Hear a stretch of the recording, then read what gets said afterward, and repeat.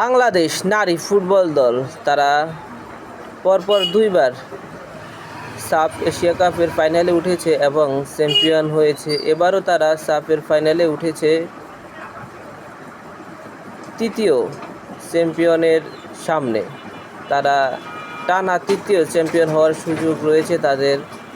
আজকে সন্ধ্যা 7টার দিকে বাংলাদেশ সময়ে ম্যাচটি অনুষ্ঠিত হবে ভারতের বিপক্ষে, ভারতের মাটিতে।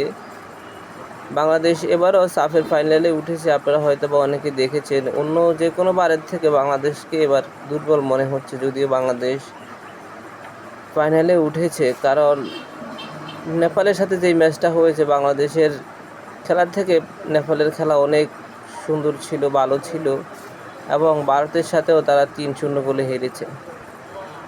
যেহেতু ভারতের মাটিতে খেলা, ভারতে একটা এক্সট্রা অ্যাডভান্টেজ তারা পাবে।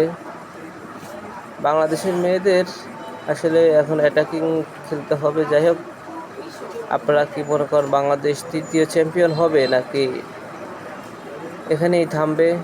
বাংলাদেশ ফুটবল দলের জন্য শুভকামনা, বাংলাদেশ নারী ফুটবল দলের জন্য শুভকামনা। ধন্যবাদ সবাইকে।